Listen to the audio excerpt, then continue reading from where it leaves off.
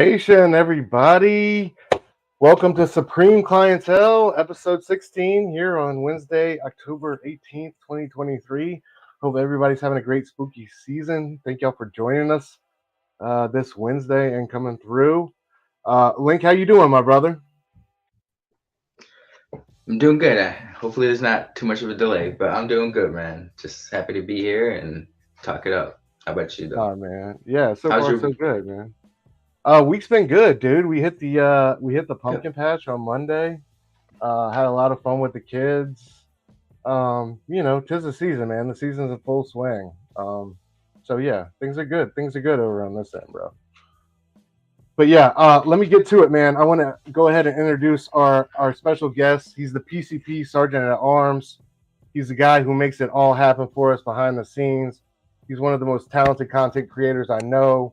One of the most generous dudes I know. Always there with a word of support or just a bomb ass graphic to drop on you, thumbnail, whatever.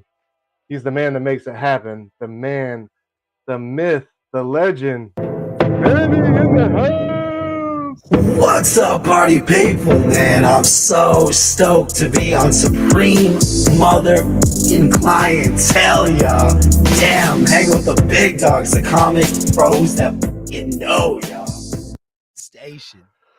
Bro, wow. What an intro, man. I mean, shining out on my I got nothing for that, bro. What an intro. Welcome, brother. How are you on this Wednesday? I am highly medicated and super stoked to chop it up with you dudes today. You have no idea how nervous I have been. If you talk to my wife, she's gonna Oh man. she's gonna tell you, she's like every month I'm talking with Rock and Robbie and Nick. I'm about to say, man. And I'm like, I'm never nervous. Here, I'm nervous because y'all know, like both of you know comics. Like I'm pretty new to comics. I can tell you what I thought about a modern book, but you guys know comics. There's no bullshit here. I can't just throw on a graphic and a voice and pass muster. Y'all know your shit, and y'all gonna make me do my homework today. I'm excited. Oh man, same dude. You already like I was telling you earlier in the back chat, you already made me do my homework with Kaya, bro. Like I was asleep on that book, but like I was telling you, bro, like Deadly Class. I thank you for putting me on because like just off the one issue 12, the one shot that you recommended, I'm already 8 issues into the main series. One of those books that I can't wait to finish up. So man, you need to stop it, bro. I appreciate the praise, but yeah, the monthly comic review and what you bring in week to week always blows me away. So thank you for the praise, bro. But you deserve your own. Yeah, station, bro. Yeah, bro. Everybody been good though. Everybody had a good week. What's everybody doing for Halloween? Let's get into that since we're really gonna only have one more show before the big day. What y'all doing for Halloween? Because I know we all got kids. Go ahead, Manny. You go first. I am going to be walking my adorable children through my neighborhood. And I'm going to be telling my son to hurry up. And I'm going to be hearing my daughter complain about how tired her legs are. We've only got a block, honey. We got a long haul to go yet. All right. This is Minnesota. It's cold. You got to keep moving. You're liable to freeze. Yeah. You're on a level. And you wanted to dress up like one of the descendants from the Disney Channel movies. You know, them girls ain't wearing much clothes, girl. All right. So that's the problem. Rylan dressed up like a Ninja Turtle. Which Ninja Turtle? It doesn't matter because he had to get covered toy for every weapon from Ninja Turtle. So it don't matter. He is last Ronin in this thing. Me, I'm probably going to slip in to whatever costume I find in the crawl space. And what's going to be great about it is I'm going to put it on and be like, damn, I look good. And then I'm going to see the photos my wife posts to her Facebook. And I'm going to say, damn, I'm looking big. And not in a good way. So I'm excited, man. I'm pumped. It's always a good time to sit back because as the winter is gonna set in and that seasonal depression, it's always good to remind yourself that you put on 25 pounds this summer. You ain't worked it off. It's such a great feeling. I love Halloween. I love it, man. I love the costumes. Yeah. So we're going out. We got a little joint like in the I guess the old town square type section of where I'm at. But like the whole neighborhood goes crazy for Halloween. But yeah, all right, so I'll go ahead and say that I'm concerned for my son because the second year in a row he's going as the police, and I don't know. I just don't know. I don't know where we're at with it right now. Henry is good. He's Spider-Man. You know, we were Batman the year before, but Theo's stuck on the police, so it is what it is. But yeah, man, we got we do the little rounds in there. They have it all set up for the kids, so a little good thing. But yeah, just my favorite holiday as a kid. This year, the town actually, the mayor just signed off on some new rules. No trick or treating in the main area and main town area after 8 o'clock. I guess we've had some problems with the older kids, and if you're like 14 or older, you can't be out with like some type of mask or something. I don't know. They're cracking down, so I guess we've had some vandalism issues. We're getting downright puritanical with it around here, but yeah, man, one of my favorite holidays, like ever since I was knee high. I just love this season. Link, how about you? What are y'all doing, bro? I'll probably be regulated to passing out the candy, but that's okay. I've grown to appreciate all the cool costumes over the couple years. One kid came as like Napoleon Dynamite, like a spot-on impersonation of Napoleon Dynamite a few years ago, like a mini Napoleon Dynamite. And I just thought that was like the coolest shit ever. So that's kind of why I'm like excited to hand out candy now. I'll get to see all the cool costumes and stuff. But yeah, I'll just be probably handing out candy, which is still fun. It's, it's still spreading the joy of Halloween. Yeah, absolutely, man. And there's always those, like you said, always one or two kids who bring it or hit that deep cut that you can appreciate. So, oh yeah, it's a season. All right, so without further ado, I figure the first thing we would do is crack into this news because it's been all over everything since New York Comic Con this past weekend. Yeah, New York Comic Con. Big news from everybody, really. We got big news from the big two and some independent groups forming their own thing. I guess we'll start off with Marvel. First thoughts. This has been out there for a while. Hickman and Chiquetto back on, or not back on, but on Ultimate Spider-Man. Word is we're getting a middle-aged Petey who gets his powers, I guess, middle-aged. He's with Mary Jane, which is something they've been teasing us with since God knows when. But yeah, how are y'all? I'll start with you, Steph. How you feel about Ultimate Spider-Man news in general with Hickman and Chiquetto, and just based off the incredible legacy that Bendis and Bagley left. Hate him or love him, you cannot hate on the Bendis and Bagley the legacy on this book. I mean, it's one of the best runs, but one of the longest runs in comic book history. Just a quality like retelling and reincorporating and reinventing of the Spider-Man story and mythos. So big shoes to fill, kind of always when it comes to the Ultimate Universe, but this book especially. Yeah, Link, what are your thoughts, brother? I'm on board. I mean, it's Hickman. His invasion was a little bit lackluster. I didn't hate it, but I guess my expectations were a little too high for it. But God's was good. Hickman's never let me down, and he's touched almost every major IP Marvel has. So why not put his touch on Spider-Man? I'm curious to see what he has to say. The concept of a middle-aged Spider-Man, appealing, but what better hands to hand it off to a writer such as Hickman? Chiquetto, fantastic artist. I'm trying not to it's going to be hard, but since it has the whole title of Ultimate Spider-Man, but I'm going to try to go into it and not comparing it to Bendis Spider-Man, but I know that's going to be difficult, but I'm still excited. I'm excited to see what it has to offer. Oh yeah. Chiquetto had that little preview, not preview art, but he did a couple pages, like a Spider-Man story with Hickman for some type of anniversary. I forget issue, and it looked amazing, man.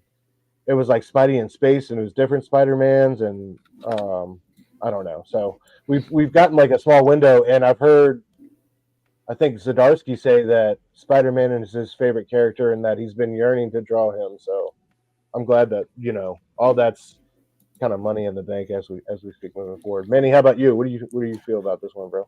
Oh, dude, I artistically, there's nothing to worry about. Marco Gicchetto's going to kill it.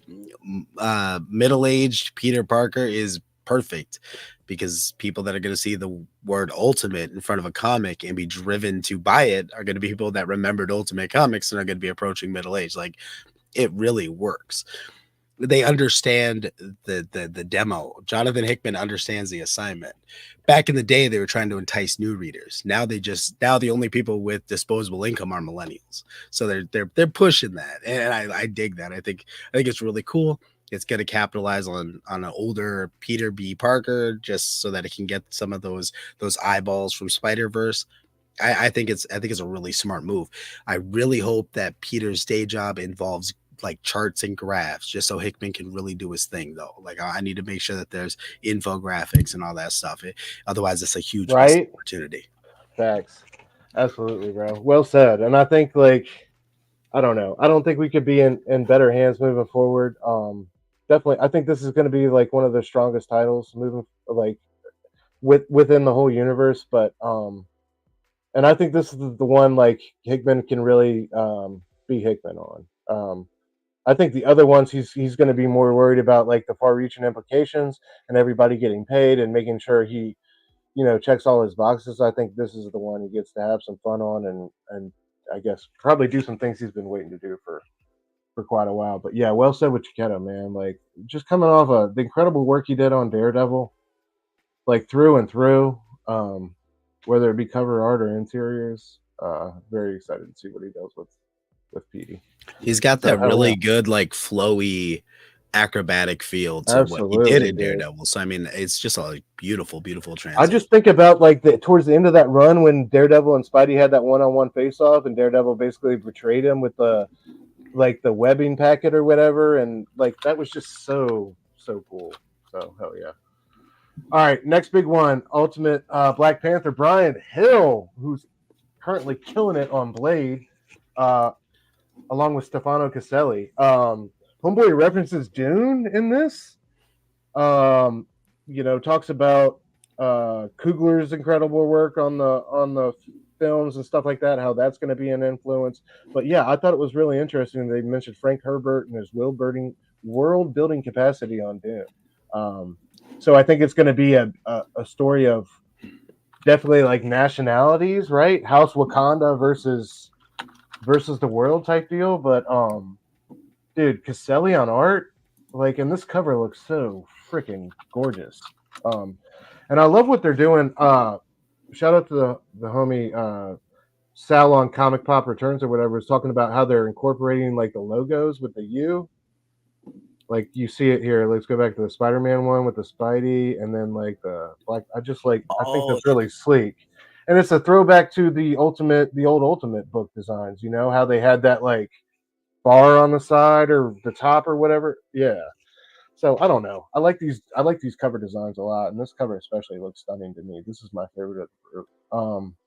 So this might be the ultimate book that I'm most excited for, given Brian Hill, what he's doing on Blade right now, and how much I love Panther and how starved Panther is for really good writers and stories that he's truly capable of.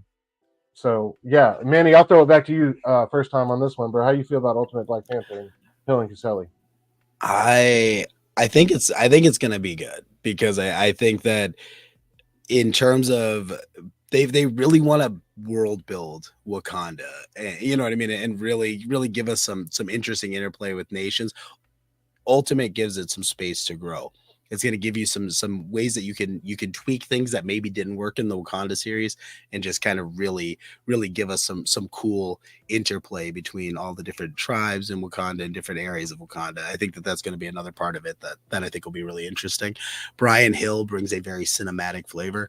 He's a guy that wrote on Ash versus the Evil Dead and Titans, and he understands how to craft action and make it in a real cinematic scope, which we're seeing in Blade. The this fucking Under Siege Dark Territory issue we just got was phenomenal, right? So that being said, I really think that the writing is in good hands. I think it'll be tight.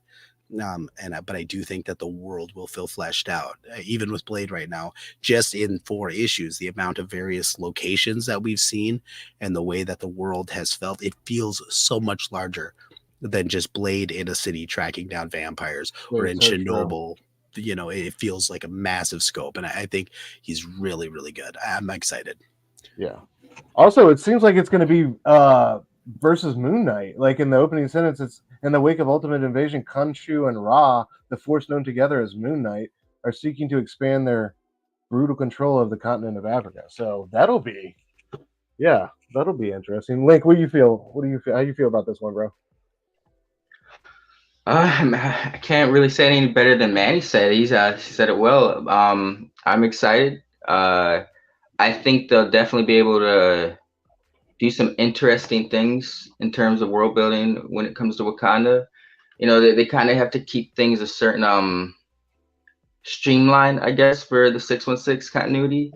They can like really dive deep with this series. I feel it's cool that they're starting off that because the Wakanda's not really been explored in the Ultimate Universe. Like it was briefly in a haphazard way. But if they want to like make it, I can see them doing something unique with this book. And like, you know, the Ultimate Universe allows them the space to take a different route than they would with the 616. But yeah, I'm excited. Curious to see what they got to bring or what they're going to bring. I didn't know if Caselli was the artist. Is he the one on the cover? Oh, no, that's Leno Yu. I see it now. Is that Leno Yu on the cover? I'm not sure, brother. That's a good question. I would think if you're gonna show up, if that's your artist, why wouldn't you have them do the first cover though? But then I don't know. You might be right. True. Either way, I love the moon. But so cool. Oh yeah.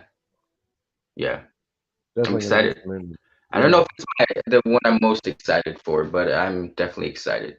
This one might be the most violent or the most raw in terms of theme. I don't know. And of course, the bombshell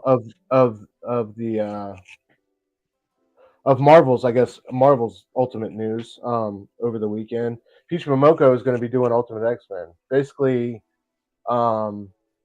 taking armor back to Japan, I believe, is what we're doing.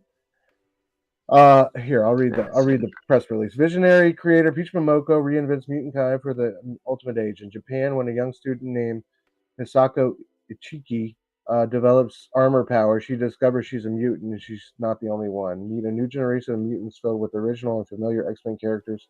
Together, they'll learn what it means to be a mutant in the Ultimate Universe as they explore their emerging powers and the startling ways they connect to folklore, legend, and magic. So, it sounds very armor centered. I'm curious to see how it's going to connect to it's because it's Ultimate X-Men book, so that's a very broad stroke to paint it with. But I'm curious to see what this one goes, man. I'm not gonna hate on it from the outset. I'm not gonna call it a bad choice. You know, I'm curious to see what she comes up with an assignment and a career move as big as this one. Because this will affect a lot for her moving forward. Because she's generally, I feel like people, kind of polarized on Peach, but in general, I feel like she's put out some bomb ass covers, and I respect the amount of work that she's put in. And I'm not ever mad at somebody getting paid. So they paid Scotty Young to goddamn death. If they want to pay Peach to death, that's on them. But if she can, be out here, I haven't read what is it, Demon Days, the one that she really came up with. Have either of y'all read that? I read like the first 2 issues. I stacked it. I just got lost in the sauce, but I'm meant to go back. It wasn't bad, but was reading so much at the time. I just got lost in it. But I'm curious to see what she has to bring. I'll say that, based on her work, she, that's an interesting pick. I haven't really seen Peach's work in like a modern setting, I guess. Like the Demon Day stuff is always in like folklore, fairy tale-ish, like old school style. So I'm curious to see what she'll do with this. I'm assuming it's going to be a young X-Men team, since I feel like she's got that very young. I mean, she can draw older characters, but just based on armor, it looks like it might be like a teenage based X-Men team, which I'm fine with. That's cool. But I'm curious about it. Manny, how about you, brother? How you feeling? Have you read Demon Days, by the way? Oh, you're muted. I figured, because I was saying not nice things about Peach, so I didn't want to offend the crowd. No, Peach Momoko has a very specific style, and it resonates with certain people. Doesn't necessarily resonate with me, but it's very fair enough. It's very good. Fair enough. My issue with it is this is folklore again. It says it right in the description, right? It's Demon Days again. If you're gonna do Ultimates, especially your first 3 books, we should be shifting status quo. We should not be. That's a very fair point. You know, if that's the case, take a book like X-Men Red then and make it the ultimate one, because it's the better X-Men book, right? I mean, if we're gonna do that, I would go as far to say it should be a radical departure. Yeah, like it should be, like, dude, like the Hank Pym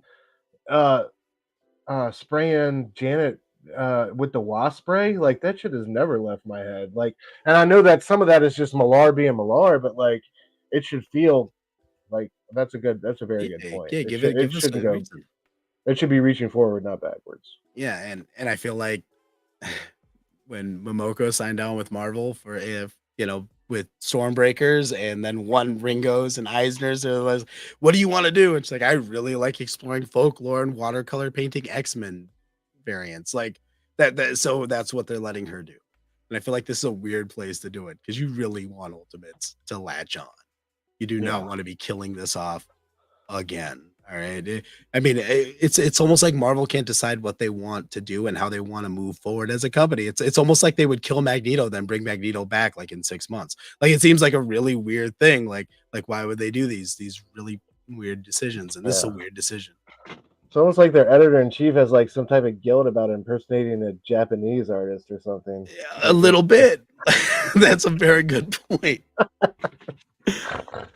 Trying to pay it forward. I do like the X symbol. It's got like the DNA link thing. It's like in the shape, but that's pretty cool though. I like the gold too. But, gold yeah. How are they going to cross over Ultimate books if Peach Momoko is doing Ultimate X-Men? I mean, stylistically, how is that going to work?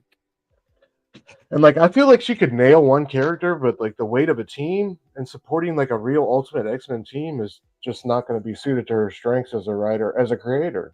Yeah. I feel like she could write a great armor, like Ultimate tie-in, like, but like, just her like support. How many issues are we going with this? And like, I don't know. I think the team, like, and like you said, like that's going to be so like anti everybody else's style. It's going to be so hard to mesh, and I mean, well, to be fair, you had someone like Mark Bagley on Spider-Man when David Finch was doing Ultimate X-Men. They're not really stylistically similar, but I mean more as a writer then. Like, I'm sorry, more as a writer. I just feel like where she's coming from as a writer is not gonna, I don't know. But that's the thing. That's why I said I'm curious about it, because we haven't really seen her. We've only seen her in her own little world. We haven't seen her really write something that's focused. And if you got someone like Hickman, who's the steward of this and is giving her like an end goal or points to make, you might get like a different outcome. I haven't really seen anything outside of like her doing her Demon Day stuff. So I'm curious to see what I'm excited because it's X-Men, but I'm not excited. But I'm curious to see if she has what to bring, if she can turn something out good. Facts. Yeah, like regardless, I'm curious, so we'll see. Brother Joe says, man, he has to check himself sometimes because he can pay. I am. But That's the name of the game, Brother Joe. I'm like a toddler though. Like half the time, like I start talking, you're just like, what the hell did he just say? I don't know, but he swore a lot. Or at least that's the way my toddler talks. I don't know if your guys is the same way. Brother, I'm the same way. Yeah, it's gotta. Mine, like whenever they got in the habit, whenever they drop things, they say shit, and like it's because that's just almost like a reflex in my house, and it's just bad, man. Like I remember like 3 days before school, like within the space of like 6 hours, the same day they both said it. Like my little boys, and I'm like, oh, I'm shipping them off to. Oh, I was out to Chinese with my father-in-law, and I'd tell him Rylan, I said, Rylan, you gotta eat. And he's like, or what? You're gonna smack my ass? And then I said, yeah, probably. And he goes, I'll beat your ass. And my father-in-law is like on the other side of the booth. And I'm like, he's gotta know. He's gotta know. All right. This world's tough. This world's tough. Come on, man. That's parenting. That's parenting. You're lying if you're saying it's not. All right. So moving on with the Marvel panel, the Fall X. We get this dope. Look at this Mark Brooks giant spread. Just beautiful. We got characters old and new in here. It looks like teasing the fall of X, fall of the House of X, rise of the powers of X. So they had Duggan and Ewing up there. I guess Duggan's going to be the guy moving forward, like he's been. Ewing is going to be doing the resurrection of Magneto. When we killed Magneto, there was a plan, and this is the culmination of that plan.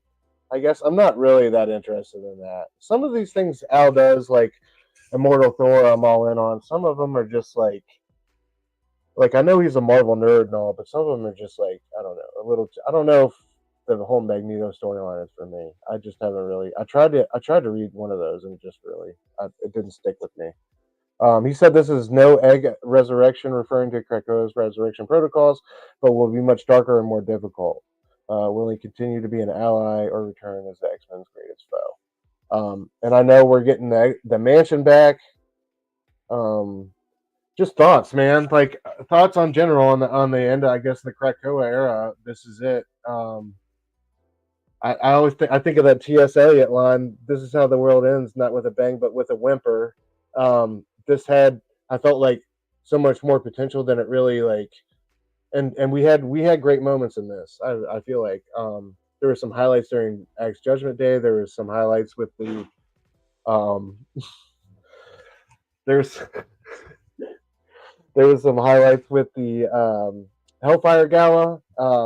Highlights throughout with certain writers' issues and series and stuff like that. But I don't know. I still feel like this because of Hickman's relatively early exit on everything, and just kind of the weird, stunted, not altogether cohesive manner that it went through. It missed hitting like the high mark that it really could have been. It really could have been something different, and I feel like this going back to the X Mansion, and it's kind of a retreat and a defeat in a way. Anyway, Link, I'll let you start this time. How do you feel about kind of like a return to more or less the known status quo for the X-Men? Not completely, but I think a lot of things are going to come back that we're used to. Anyway, how you feel about it, bro? I mean, I guess it's been a long time coming. I mean, and the X-Men always kind of return to status quo per se at the end of any arc from Morrison. Yeah, I'm just thinking recently. Even to Bendis, they always kind of wind up back at the mansion for ground zero for the next writer to kind of pick up the ball and do whatever with them. But I do agree. It hasn't been terrible, but you definitely felt a disjointedness, I guess, when Hickman left. There wasn't as much excitement. A lot of the momentum was thrown off. I feel like they've been teasing this fall of the X thing for a while now. Kind of sucks. We gotta wait so long. I mean, I guess 3 more months. That's not too bad, but. I guess it's about time. I'm kind of ready for them to be over with it. I'm ready for a new era of X-Men, I'd say. Yeah, I'm ready for I'll be checking Brevoort to it be out. the editor. Like I'm ready for Brevoort to take the reins Absolutely. of editorial. I think that'll be better for the storytelling overall. At least I hope. But Yeah. If he can put his little spin for what I didn't know he was so deeply connected to the Avengers as an editor for like the last 20 plus years. So if he can take an iota of what he did with the Avengers line and bring it to the X-Men, I believe they're in good hands. I've got faith. there we go. Manny, how about you, brother? You're muted again. Are you talking shit? I'm talking so much shit. You know, I haven't been reading X for a long while, so I'm kind of over it. You know what I mean? Like if it ends, Same. it Same. ends. I'm kind of of Drago and Rocky for that. You know, if he dies, it dies. The Well said. resurrection of Magneto is ridiculous. It's Melly Mel coming after Eminem, right? I mean, like at this point, fucking Charles and Magneto have had their time. They've had their time. Magneto went out like a fucking boss, right? And he's like, I'm getting rid of the recording they made of my soul, and I'm going out. And he went out like a freaking soldier. Let the dude be dead for a while. Dude, Like, how what long? is And like, wrong? dude's been trying to be dead for like a minute. Like, they just won't let the man die. The entire arc with him and the Fisher King is like the realization that his story is done, his plot is done. There's no more road to hoe here. Is mid road to hoe. I don't know. I'm not a farmer, but there's a fucking reference there. And just let the dude be dead. There's no reason to bring him back this quickly. It discounts the resurrection protocols already discounted death for the X-Men. This just really takes all the sting out of it. And when you erase the stakes, it's like putting God mode into a video game. Sure, Yeah, you'll have facts. fun for a few minutes, Yeah. but you're killing the experience. Yeah, this is like Game Genie bullshit. Mm. Yo, props to you for that Melly Mel Eminem reference, by the way. That was fantastic.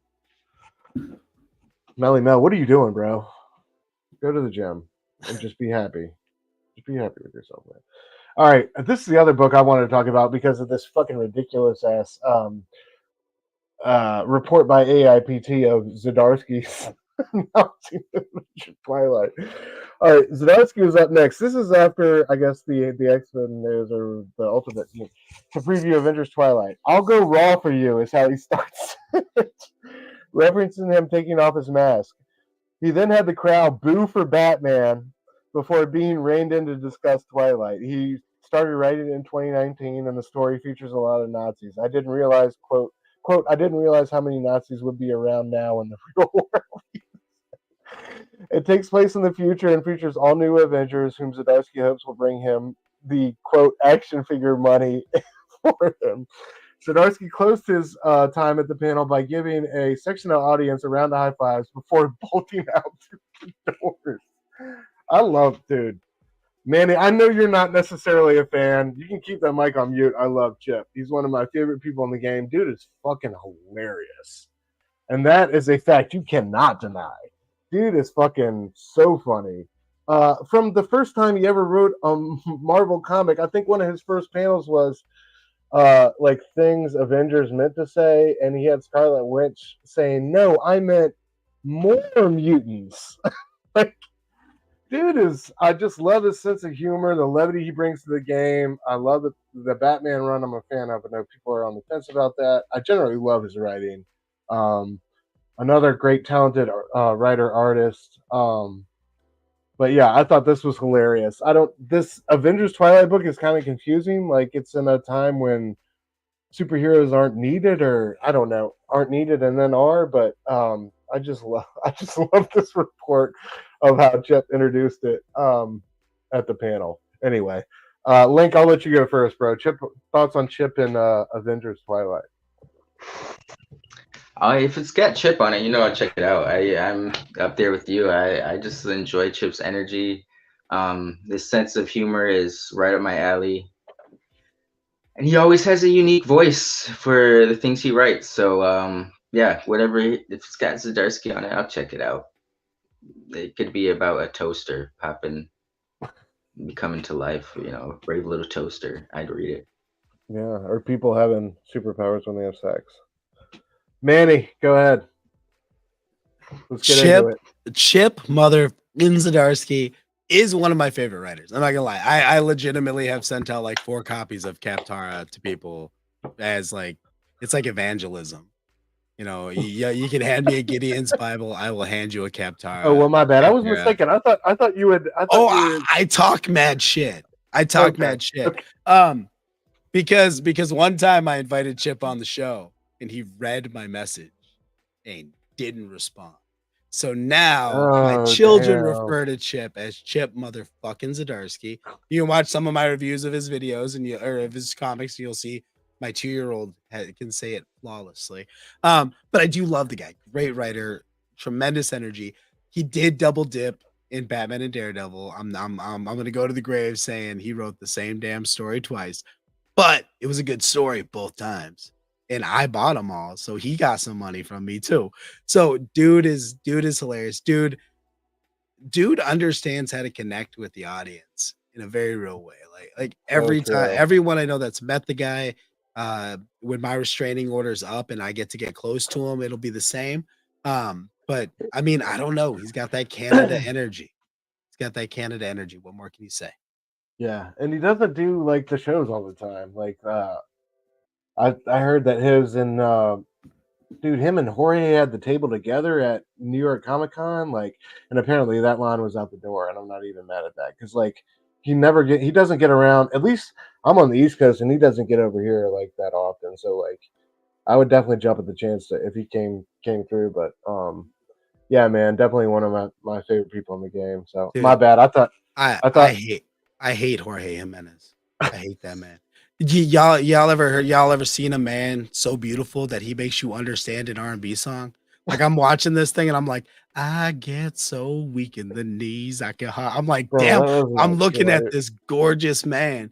That ain't fair because he's a talented ass artist too. Not right. It's not right. I love how Chip like talked about when he first like when they first started communicating or whatever, he's like, I didn't know what he looked like. And he's like, then I met him in a real person. I was like offended. He's like, you get all this like great art done like under the deadline and you look this good. Like, fuck you. dude, it's like Francis Manipool.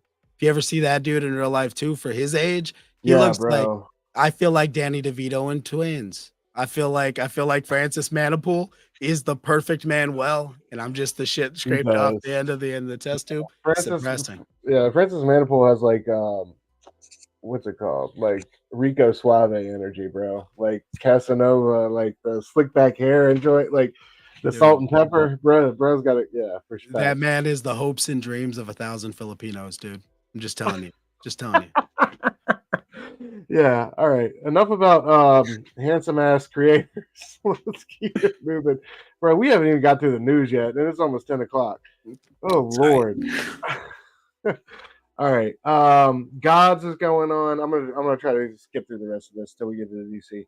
Yeah, Gods. We got Hickman wrote it 4 or 5 years ago. Have y'all read number 1? For the $10 cover price. Link, you liked it? I read it. Yeah. I read it too. Yeah, I enjoyed it. Oh yeah, I think it's going good places. I think this is a lot more of Hickman really being himself than Ultimate Invasion was. I think Ultimate Invasion doesn't feel at all like him, so I'm excited to see where this one goes. And God's number 2 is $5, so I'm glad it's a normalized price after they got off their high horse. The only other one I included was Jed McKay's Blood Hunt. This is going to round out his great Moon Knight run. I've been a fan of McKay since, what was it? The Taskmaster 5-issue mini. I really fell in love with it. It's fucking hilarious. Great little tight story. He writes Taskmaster with so much character and energy. I just love that book. So that got me into Moon Knight. Moon Knight I've been off and on.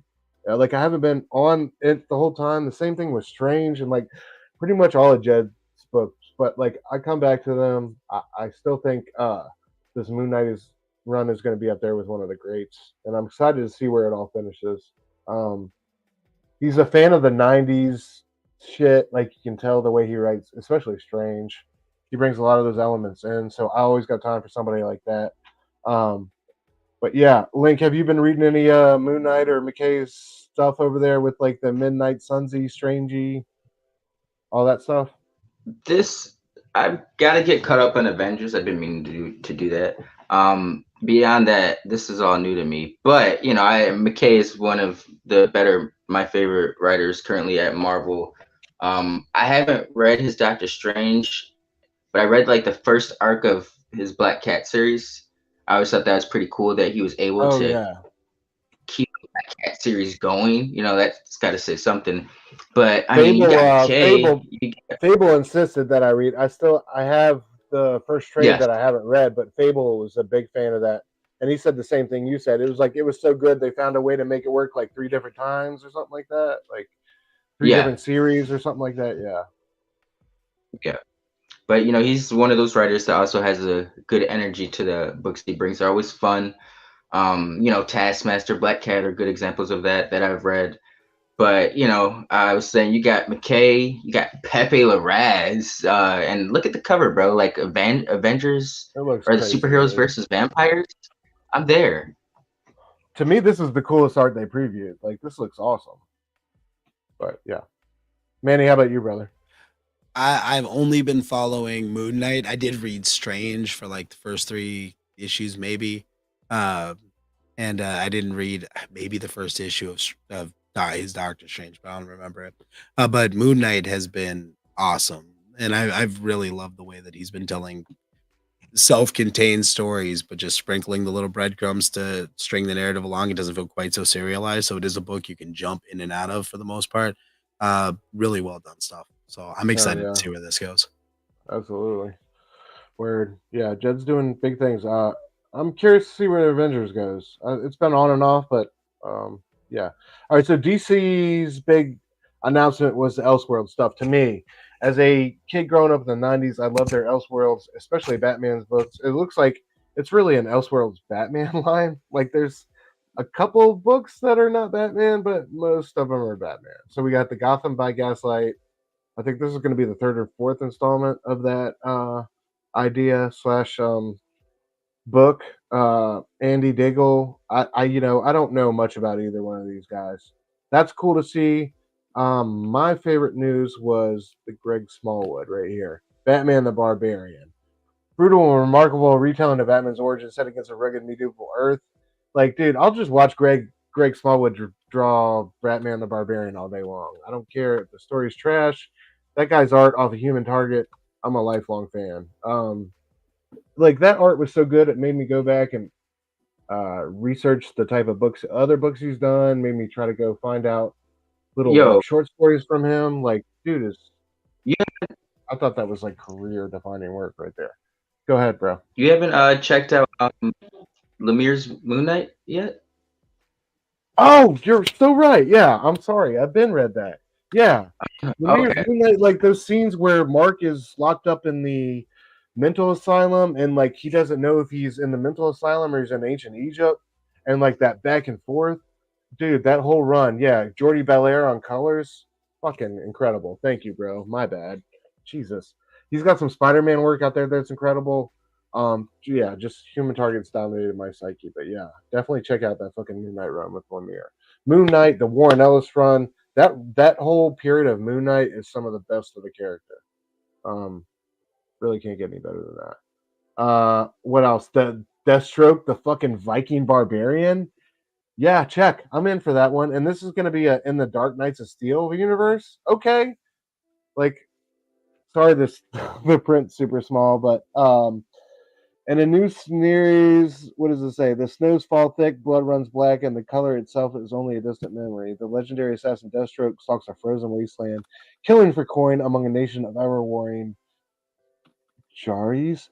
But when one murderer for hire finds himself cast in the role of reluctant guardian, will he fight to end the icy curse, destroying his land, or be consumed by the sins of his own dark past? So yeah, typical Deathstroke shit, but in like a Dark Knights of Steel Viking Barbarian. This art looks great. Who we got on this one? Jay Kristoff, who I've never. It's like the only problem with these Elseworlds titles, besides a couple of them, is like people I've never heard of. And I know Andy Diggle's done DC work before with like Green Arrow and stuff, but I'm not well versed. And he All right. Yeah. Andy Diggle did it's not people don't like it that much, but he did a Daredevil run like back in like '09, like during the Dark Reign saga. That Chichetto was actually on that Daredevil run for a little bit, but I actually enjoy that Daredevil run. It's not iconic, but it's people make it out to be shit. It's not shit though. It's worth checking Word. out. Manny, how you feel about this DC news, bro? Any thoughts? I feel like Todd McFarlane's gonna sell a shit ton of toys. So I'm excited. I'm excited. No, Elseworlds is specifically Thanks. for that. I mean, you get new That's so readers true. in, you get people that want to just read a cool story. You hope maybe you get something that you can expand into some sort of other franchise. But for the most part, we're gonna sell a lot of shit. Hey, I'm buying the shit out of that Deathstroke dude, figure, bro. Like, there's what? been a resurgence of Motu right now between Origins line, Masterverse line. They're absolutely killing it with Motu figures right now. So barbarians are in. This is the good No time to do it. shit. They Hell yeah. just re-upped their agreement with McFarlane Toys and increased the amount that they get in royalties from the sale of these figures. So I do not think that anybody is going to do anything that disrupts the cash cow that is the multiverse line. So I'm excited. Hell yeah, dude. We're same too. Like some of these are gonna be like Batman Barbarian and fucking Deathstroke Viking are gonna be great figures, dude. All right, last bit of news. Two big I guess creative conglomerates got formed. Ghost Machine. So we got some obvious heavy hitters, a lot of DC guys here. Jason Fablock, Gary Frank, Brian Hitch, Jeff Johns, Lamont McGee, the Everly Handsome, Francis Manipool, Brad Meltzer, Peter J. Thomasy, and Mato Jut. They're going to be published through Image. We didn't really get with Ghost Machine. We didn't really get much except the announcement of. I feel like if you're going to compare announcements, I think Remender's Giant Generator was a lot better handled because they had pages and books and things that they could show people. But this is just the announcement. All these guys coming together. It seemed like a shot at DC because they said everything we're like after everything we're on right now, we're done and we're committed to this exclusively. So don't try to holler at us. This is what it is. I'm not mad at that.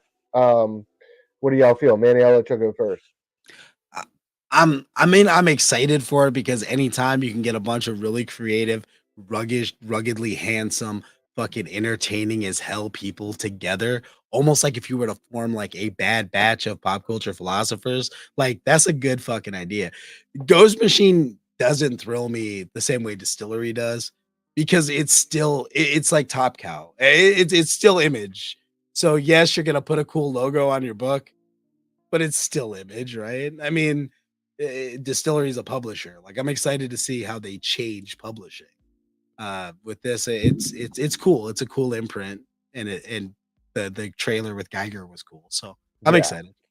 Yeah, Geiger. That's facts. I should have tried to include that, but yeah, the Geiger trailer, like, and I'm holding on to that first. What is it? 6-issue series. Like I got all them joints. I'm waiting for them to pay off. And this is gonna be a lot of just pissed off about DC shit in that office. Jeff Johns, Francis, dude, for sure. They're all gonna be talking. They're gonna be talking shit. You think this is going to affect DC or the Big Two in any way? Any of these announcements, or is it just going to be business? No, a lot of these people have already been doing like Comixology original stuff. Like Francis Manipool's pretty much been Scott Snyder's workhorse for the last like 2 years since the Flash. I don't think it's gonna hurt him too bad. It does suck though that like, dude, Thomasy on Superman was so good. Manipool on the Flash was so good. And then Jeff Johns, like, something and Fabok and fucking Three Jokers, like, say what you want about that storyline, but that artwork never missed not a line was off. Like, that was just some of the thoroughly like best artwork. So they're losing a lot of heavy hitters, and that does suck for the future of DC storytelling. They better do some. They can change the name slightly, but we better get some like authentic Super Sons fucking revamp shit where they don't aged up. Like they got to do that with Ghost Machine. Just Man, facts. The other one, Yo, dude, Rick Remender. I was gonna. Oh, my bad. I'm sorry, Link. I'm sorry. Go ahead, bro. No, I just wanted to say, Tomasi was probably one of the more undersung writers of DC's 10 years prior to before he left. People really enjoyed Jeff Johns' Green Lantern run, and I personally believe that it was strengthened a lot by Tomasi's Green Lantern Corps. That he came on around like issue 20 something, like 20, maybe 19 or 20. It was like right after Sinestro Corps War, but he helped strengthen a lot of the mythology that Jeff Johns was throwing out at the time. His Batman and Robin run, fantastic. He did a lot of that whole bonding with Bruce and Damian and Dick and Damian. Morrison established it, but Morrison was only on it for a handful of Morrison was more a bit of a Morrison seemed to be more of a bit like the crazy ideas, while Tomasi had like the intimate moments type of stuff. So, Tomasi got the short end of the stick after what he did with Superman, and then Bendis came on and kind of just was like, yeah, dude, that was trash how they did everything that. he did. So I can definitely see these guys trying to get these. Yeah. And it was so much better. It seems like the stories were so much better. Yeah. Yeah. It's a shame what they did to Tomasi's Superman run, but really, I'm excited that he's actually putting something out. I know he was like advertising something early on in Geiger's run. There's like in the first issue or two of Geiger, there's like an advertisement for some book Tomasi was going to do, but I don't know what happened to it. Maybe it's going to come out under Ghost Machine now, but I'm glad he's still doing something because he hasn't been around for a while. So that's cool. Absolutely. And it's another, I just want to say like this, artist is one thing going independent. Like you're drawing somebody else's story. Like for writers to I think some writers are better geared to like working with superheroes or things that they've grown up with their whole life.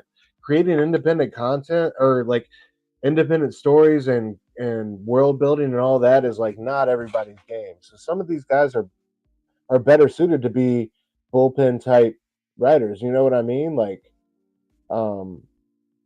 Dark Ride is great, but I feel like Josh Williamson is one of those guys like DC has. That's just like a guy who knows this shit, has been a lifelong fan, who's down to ride out for the cause, and they're gonna ride with him for as long as they can. I feel like I don't know. So that I don't know. Some of these guys, I feel like are gonna be fine. Some of these other guys, I kind of wonder about. You know what I mean? But we'll see. Last but not least, of course, Rick Remender pretty much announced that he's never going to be lacking for a good artist for the rest of his life. He's got to deal with Image.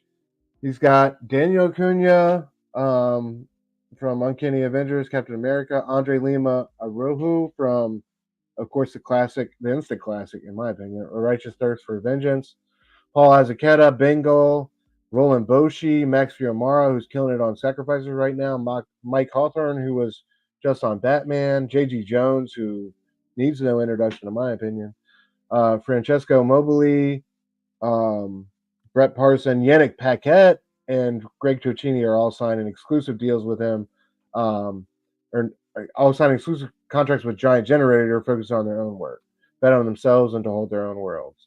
Some of these artists Remender is doing stories with. Other guys have their own thing entirely. The first book looks fucking dope with J.G. Jones, Phil Bram. I think this is pretty much J.G. Jones' like whole baby. He's got this Dust Bowl type death/horror story. In the darkest days of the Great Depression, death stalks the Dust Bowl. As towering dust storms blast the parched Oklahoma panhandle, farmers try to flee the failing town of New Hope, but no one gets far. Battling his own demon, Sheriff Meadows teams up with Sarah, traveling photo journalists, and desperate fight to stop the death that rides the dusters. And this art looks just so crazy and good. I feel like this is the way to announce your new company and your new ventures. Because this is definitely a project I'll be buying in for. But Rick Remender, obviously a name I love and trust. I know Link feels the same. Manny, how do you feel about Rick and his work? I'm a fan. I mean, it's I I guess I haven't reached enough critical mass with my Rick Remender journey yet to be like, oh, he's one of my top tier go tos. But it's always been everything I've read has been solid. Heard. Link, how about you, bro? I know you're in this boat with me. How you feel about this? Oh yeah, no, I'm it's Rick Remender. Put his name on it. I'll read it.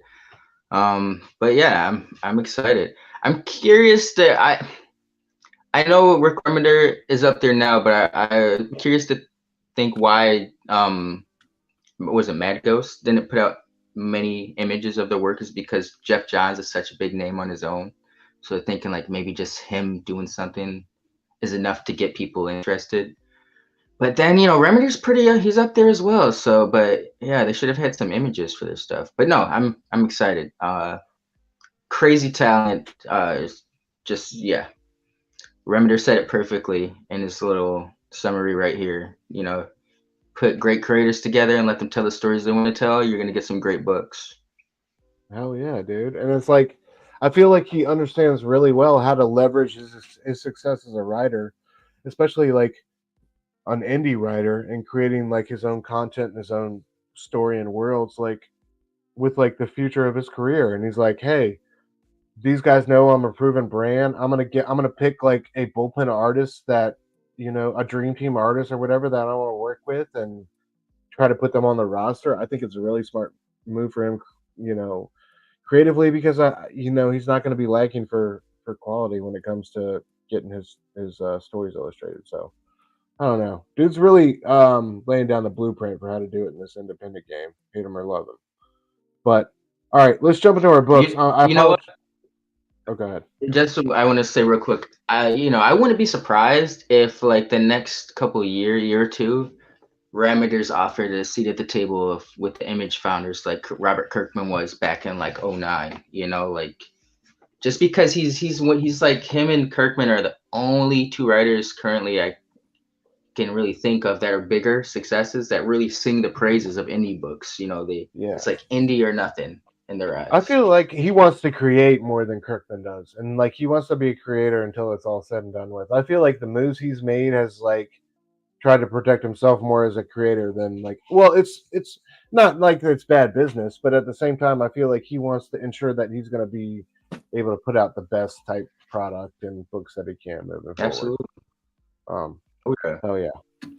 All right, Manny, I'm gonna let you lead it off. We're gonna start with your book, one of your recommendations from this past week, the epic something epic from Simon Kudransky. Dude, how many of these variant covers do you have? Do you have all of them?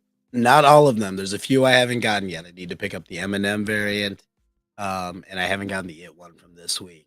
But otherwise, yes. But since I don't pre-order books, Nick has this amazing thing where he shows me what the FOC is every week. I know what that means because I used to work for a comic publisher. I know what it means in spirit, but it's kind of like seatbelts or speed limits. It's a suggestion, and I don't know how to follow it. So I have to go and hunt shops to find my covers, and not everyone is ordering cover C of something epic because they have bad taste. That's right. Every Minnesota comic shop that's not getting A, B, and C, you've got bad taste. You need to check yourself. All right, because Something Epic's covers are amazing. Something Epic issue number 6 continues this amazingly stellar run that is so full of tiny little nuances of esoteric philosophy. Originally, I thought it was a catharsis. I thought that this book was about a kid who it may or may not be Kudransky, who lost his mother and he's working through his issues, which is why all of that just flows out of him. And nobody's restraining it because nobody wants to hold back your pain. You deserve to let your pain out. And that's an important part of the healing process.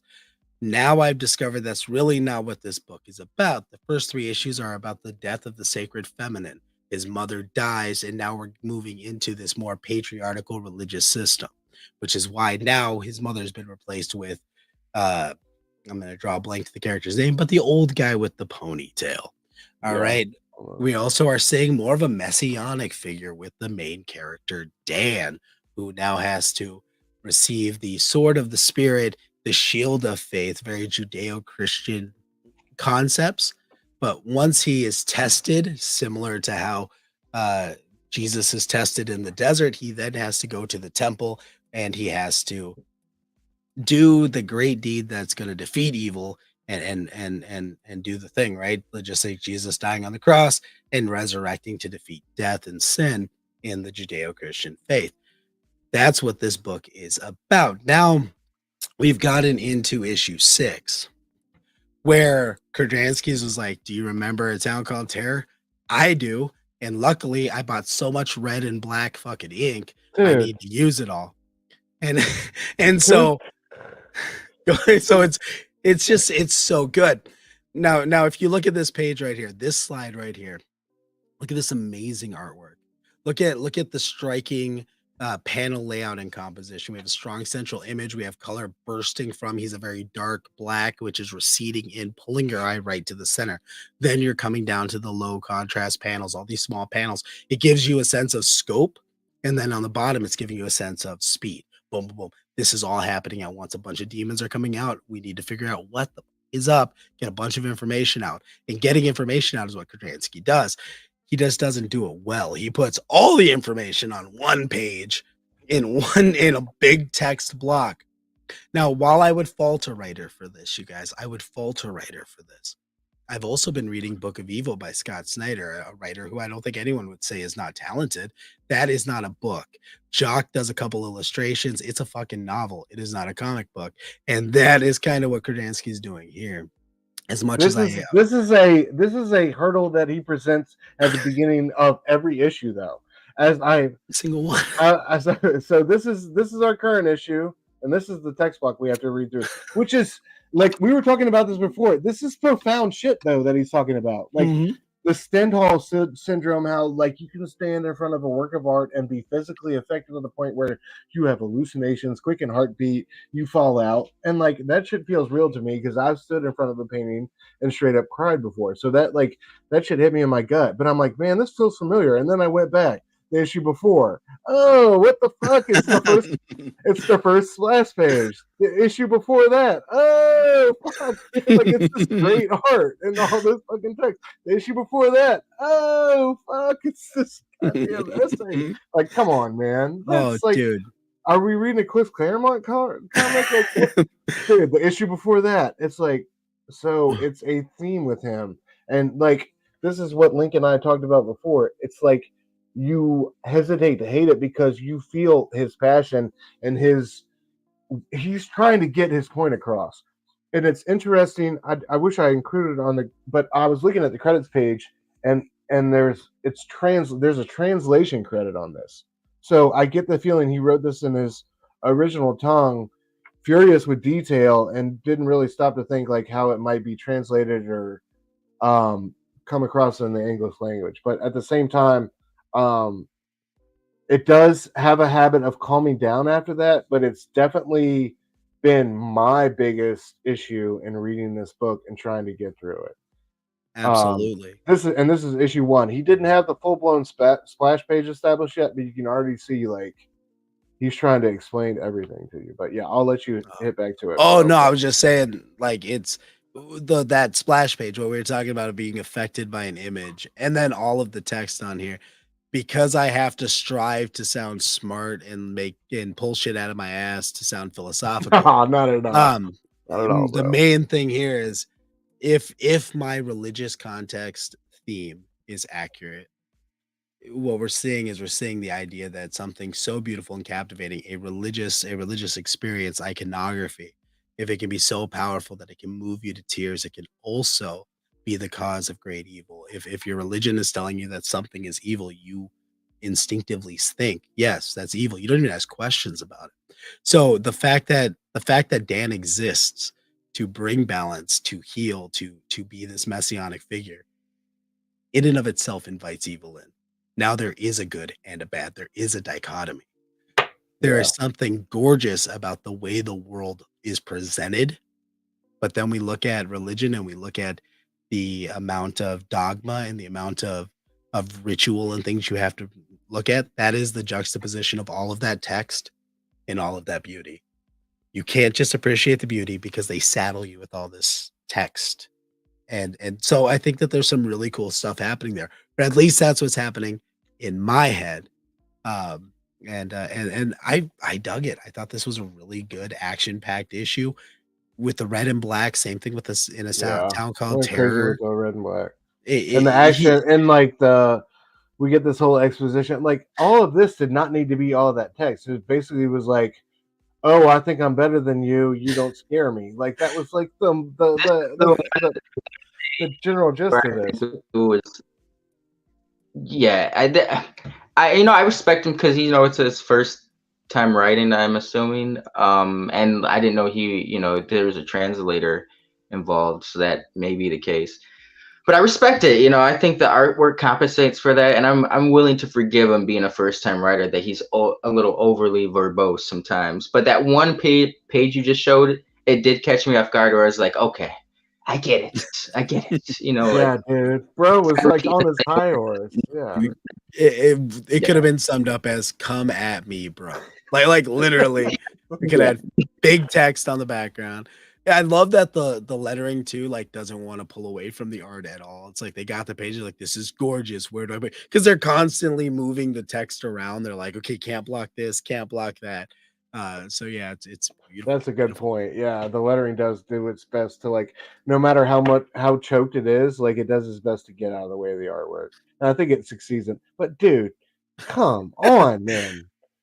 Like it's just so OD, and it's like that's the thing is like, and Link puts it perfectly. Like the artwork can constantly makes you forgive it.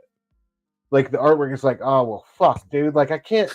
And that's been my whole like relationship with this book is like the text has at times pushed me away, but the artwork has always like pulled me in and made me stay and respect the process and what he's got going on here. But like you can say no to these words, but you can't say no to this artwork. You know what I mean? It's just incredible. Mm-hmm. But yeah, so we basically learned like homeboys' nightmares are running the place, and like you said, it's all very. There's a lot of Judeo-Christian iconography. Homegirl, it ends up being a sacrifice, of course. But the red and black is. I'm curious. Do you think the red and black will continue next issue, or it'll be a completely different color? Like I don't know, because we're not really moving from where we're at, so I wonder if it's going to be. But yeah, I think overall, my opinion is Kudransky's. You got to check it out. At times, it's going to be difficult to read and difficult for you to get through, and you're going to want to like throw it out the window. But like hang with it, and I think like overall, if nothing else, you can't help but respect. To me, anybody who writes and draws their own book, and what I love about tonight is we have 4 of those against 2 that are writers and with different artists. I love that. I always have the utmost respect for books that are written and drawn by the same person. I always think they deserve the most of our attention and respect because, like, to me, that's the ultimate artistic achievement in this field is being able to write and draw something on a level that is both like a really well written story and with beautiful art. So I think he's damn close. Just a little bit more editing would have helped, but regardless, with art like this, how can you say no to Kudransky? And with the art, like I love all the different styles he incorporates, but they all still blend together. Like it's not a stark contrast. Like if he's drawing a manga character or a slapstick cartoon character, like you can tell what he's going for, but it's not like they don't all exist in the same world. So fantastic artists. Oh yeah, that's very well put. Like so many of these characters are like, oh, I kind of recognize him from there, and I kind of recognize him from there, but it's like it's so seamless in how they all fit in. It's very well done. Oh yeah. All right, bro. Link, I think we'll move on to your book next, bro.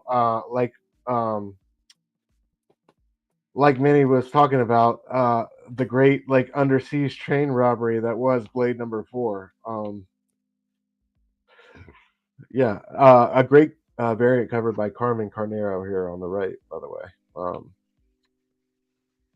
But yeah, dude, this issue fucking yeah. kicked ass. I especially love Doctor Strange in this joint. I love his sassiness in this one. Yeah. But I'll let you take it away. You want to give us a general synopsis of what's going down? This is another briefly, quickly, tightly paced issue. As you guys heard, it's a heist. They need to steal Lucifer's sword, if I'm not mistaken, from this dude named Achilles or something. And yeah, Doctor Strange pretty much comes in, opens up a portal for them to go execute their heist in the train. Blade kicks some ass. His two companions kick some ass. We see some shout outs to the vampires from Blade 2, like Nomak or whatever he was called. I love it. And yeah, Yeah. just it's a quick issue, but it's fun. It's some great action. I was curious why they didn't put Casa Grande's name on the cover until I see she only did like one page at the end of the issue, which is fine because the fill-in artist was fine. But yeah, this is one of my favorite books out right now, especially from the big two and definitely at Marvel. So another great issue. It's quick, it's fun. Not a lot happened, but a lot happened. You know, he gets a sword by the end of the issue. Spoiler. And that light, yeah, not to okay, full on spoiler for people, but like the implication that like the vampires, like Adana wants you to have it. Like it's the sword of the light bringer and it's going to change you. And it does start to change Blade, like when he holds it. Like that shit is fucking deep, man. Like I love that part of it. Because like this whole time throughout the series, he's been a fucking badass. That's the first time you saw a real chink in his armor where it's like, oh shit, like what's going on? Even Doc Strange was like, "Give me the sword," and he was like, "No." Yeah. So I love this. I love their conversation before they get on the train. I thought you'd be pleased to hear that. Another opportunity for you to act out your childhood trauma. Because he tells them it's all vampires on the train. He said, "You're grumpy today, Doctor." He's like, "Well, yeah, if you let loose the fucking thing that's going to kill our reality, you can call me grumpy, bro." Like, that's where we're at. Manny, how'd you feel about this issue, brother? I loved it. Same thing with everything in Blade so far. It's taut, it's tightly paced. It works really well. The action sequences all read very clearly when the coloring isn't a mess. Like it's been a really solid book. Again, the Reaper thing made me do one of these when I was reading. I was like, oh, that's awesome. That's awesome. I didn't see a Reaper poodle though from the never released Blade third film, but it was really good. And that moment when pride overtakes him, I like made an audible noise when I was reading it. And Tiff said, "What the hell was that?" And I said, "Dude, so you're not reading Blade, but like in issue 4, he gets Lucifer's sword." And they legitimately go into Lucifer's pride and Blade acting out Lucifer's pride. And I was like, that is so smart. Most people would say it's a cursed sword or excuse me.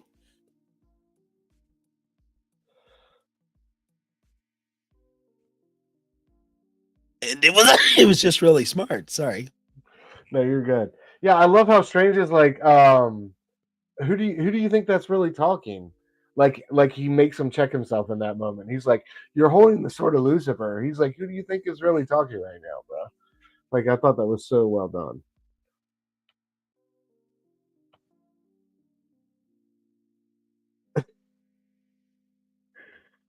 Yeah, I forget Homeboy's name. What is Homeboy's name? He basically he acts like he's gonna give him. He acts like he's giving him a fight, and then just tears himself in two on the request of Adana. And like Homeboy's like, "What?" And he's got the as soon as he gets the sword, Doc Strange shows up and he's like, "Yo, give me that shit, homie. You know this is gonna end well." Blah blah blah. It's gonna change you. You can feel it's already starting to change you. Blah blah blah. Yeah, and then so like at the last frame, where like I don't know if he's is he magically transported by Strange? How did he get there? That was my confusion. He's basically face to face with Adana, but we didn't. I wonder if like the next. That caught me off guard too because it was such a quick transition. But I'm wondering if like next issue there'll be like some fill-in story that lead up to that point, but there'll be like some character moments in between to get us caught up to that point. But that was a little jarring that it just transitioned so quickly yeah, from like same. Doctor Strange pretty And much dude, give me the I was sword to very him. and like what this is the last issue in the series? That was depressing. No way. Yes, Huh? man. Yeah, this is it. It's the final issue in the series coming up. Like that fucking hurt my heart. Wait a minute. Maybe they just mean for this arc. Like this arc is concluding. Dude, I hope the same, but like regardless, either way, it sucks. I mean, if it's just an arc, that's okay because they're gonna continue. There's some longevity there, but I hope it's not the series finale. Yeah. Like it's been a great run, very fun. I don't know. I feel like you're putting water on your frosted flakes right now, and you're lying to yourself. But I feel like I don't know. I hope it continues because it's been fucking great, man. It's been so good. But I was upset to hear that like the story's coming to its conclusion in the final issue. Yeah. But yeah, Manny, did you catch that? We got one issue left. You have 6. There's 6 to this one. Okay, so what's up next? 5? Yep. So 5 will be next, and then Okay. 6. That still sucks. I feel like, but regardless, I think it's gonna lead into what McKay's doing because the solicit for 6 shows Dracula and Blade together, and I think you're gonna. I think that's gonna tie into why the Avengers are fighting vampires and all that stuff. I think Adonna's doing a power play to get Blade to essentially usher in this war with the vampires that's going to happen with the heroes. Damn. Well, all right. I guess I can live with that one, but all right. I'm gonna go with my book. Batman City of Madness, dude. Did y'all read this one?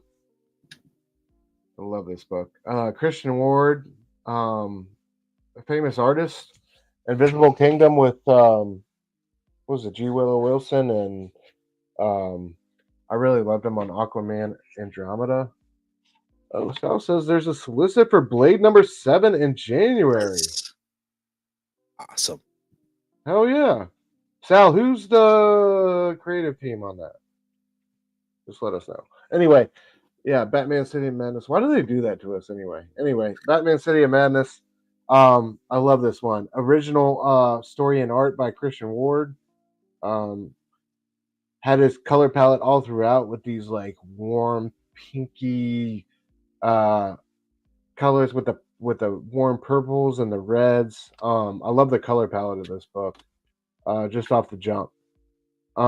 Basically, there's another Gotham growing underneath the Gotham that has like duplicate / evil versions of, I guess, all of Gotham's residents and crime fighters or whatever. The Court of Owls guards this, and the worst kept secret is the I guess the negative Batman who ends up getting out in this issue and beginning to start his reign of terror by selecting this kid we see at the beginning as his new Robin. This kid's father has been killed by a GCPD officer. He's like the second kind of like story within the story in this book, but yeah, man, we get these great, like, look at this art by Ward, dude, just gorgeous throughout. Now was it?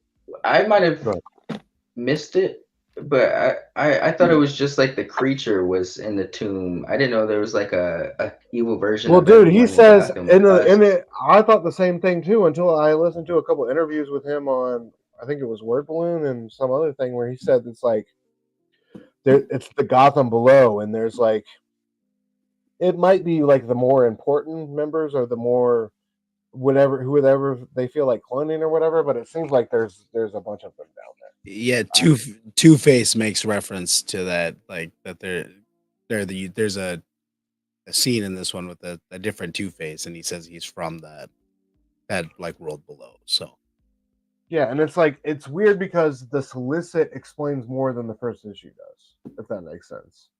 The solicit references to the Gotham below more. Hold on, let me go all the way to the end and I'll show you. But like, yeah, the solicit shows or tells you more than, I guess. Oh, that's not gonna, I'm not gonna be able to read that. Yeah, but yeah, I don't know. The solicit at the end of the issue told me more than the first issue did, as far as like the grand scheme of things. But at the same time, I love the Dave McKean influence here with the Arkham Asylum. Um, like the Two Face vibe. I love how he does Two Face. I think it's incredible. I love that like Batman has the black and the purple. I love this color scheme. Yeah, but basically, Two Face sets him up, brings Batman to him because he needs help. He's like, "Look, it's Harvey taking over. I need your help, dude." And Batman responds by throwing him in Arkham Asylum, of course. So, and then you see the Court of Owls going to check on their basement, containment area or whatever.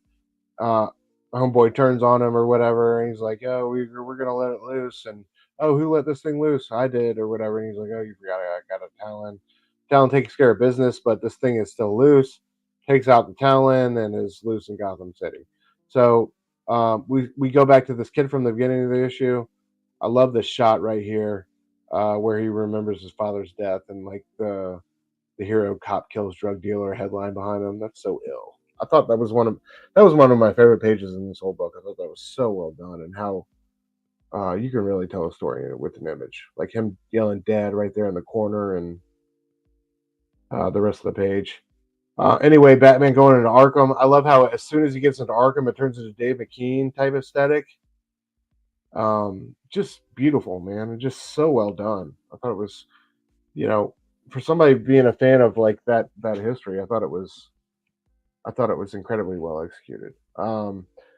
Alfred, I love the part Alfred has to play in this book with his narrative at the beginning, and then this part here with Barbara. But yeah, so we learn like there's another Two-Face, and he shows up in Arkham, and not the other Two-Face, but we learn that there's like a third Two-Face inside Harvey, basically. Batman shows up at Arkham. He's like, "Hey, man, this isn't what I had planned when I talked about help." Batman's trying to figure out the answers. Anyway, we see this kid whose father got killed, cornered by some street thugs or whatever, and like this negative Batman shows up, takes them all out, and he's like, "You have nothing to fear." He's weird. He's got like octopus tentacles for a mouth. He looks gnarly though. And he takes Homeboy off. Basically, Harvey has a dream where, oh, this guy's, and he's got the kid in his arms. He's going to make a new Robin. So, intriguing enough. I thought the artwork was super well done. It was a good enough story. It wasn't like a mind-bending, like super awesome story, but as a fan of the Grant Morrison McKean run, I liked it. I don't know, Link. What did you think about this one, bro? I really like this one. I forgot this was coming out. I knew Christian Ward was coming out with the Batman book, but I didn't remember the title, so I was kind of going into this blindly.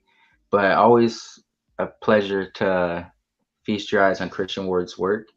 The colors, I love Christian Ward's usage of colors. The Cthulhu Batman was badass, pretty sick, pretty gnarly.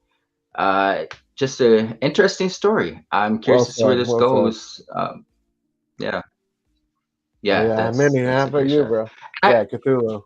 Cthulhu. I just want to say real quick, I always like when Batman has like purple in the back of his cape. Like I was a big fan of the DC Reborn costume just because of that simple fact. I think it adds a lot to Batman. I don't know how you could incorporate it into a live action Batman, but I think comic book version of Batman always works best when he's got like an accent of purple going on somewhere, like gloves back of the cape. Like right here, so good on the left, like it's like his whole cape is like it's got this purple shadow to it. I love it. It's so good. Yeah, Manny, how about you, bro? How did you feel about this one? I liked it. I tend to be overly critical in my reviews, so I sounded like I didn't like it. Talk, if you watch this, it is a good book. Like I tried to get that point across in the comments. It is a good book. I was confused narratively, I can understand that, especially with the Two-Face stuff. I didn't get that when he I mean, structurally it is linear, but it's kind of not because you get because it in the back you get Harvey asking for help. In the middle, you get Harvey saying, "When I asked for help, this isn't what I meant in Arkham."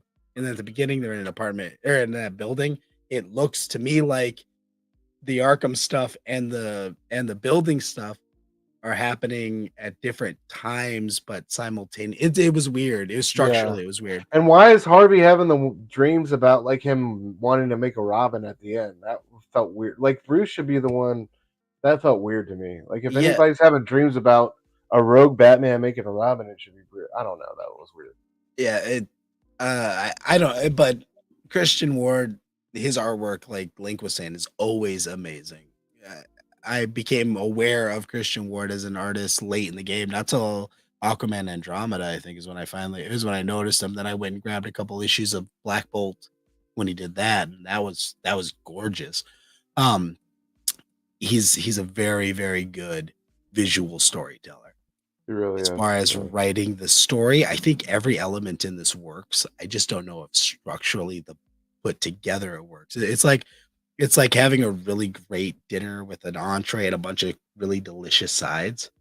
And then you're like, fuck it, I'm gonna put it together like a KFC big bowl meal. And it doesn't always quite hit. Yeah. But it works. Correct. It's beautiful. I liked it. The Cthulhu Swain, I thought is a really, really cool villain. I like him so much better than the Batman who laughs already. It's not even fucking funny. Right? So I'm digging it. I'm digging it. And like you said, the way he does Two-Face, that's one of those pages where you stop and you show your wife. You're like, do you see Yeah. this? Do you see how gorgeous this is? And then you realize that your wife now thinks that that's gorgeous. And now she left home the next day with her face painted half red. And for some reason, her eye is hanging halfway off her face. It's insane, but it's how it happens. Like, babe, aren't I pretty? Hell yeah. All right. So we're through the first round. I figure we could do, since we're already an hour and a half, goddamn, through the show, I figure we could do a speed round for our next picks. Are y'all cool with that? All right, Manny, I'm gonna start with you, bro. Kaya number 12. Boom. Kaya number 12. Have you ever wondered what happens when a robot goes home and has to talk to his mother? It's a lot like me going home and talking to my mother. Nothing I did was good enough, and somehow I lost a child along the way. That is exactly what happens in this issue. It's world building. I love the fact that Jason Wardy comes into this and like doesn't change. There would be I think in the hands of another artist, like if it wasn't the creator and artist working in tandem, there would be a desire for the one shot by itself for that artist to want to change styles, to want to make it visually different.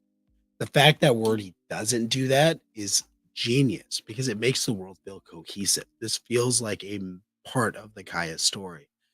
Thematically, I love the idea that this character goes before his mother and gets dressed down. He can't live up to what his mother's standard is. And in fact, his mother, spoilers, I guess, poisons his drink, causing his arm to rust. Kaya could not live up to being the golden one that her mother wanted, and she lost an arm. Jin is living with the burden of having to be the golden one. Like, there's so much thematic resonance here in all of the villains. Zothan couldn't live up to his father's name or his family's name. Everybody. He actually gave up his name. It's such a what's his name? Seth too was like, yeah, he's stuck trying to there.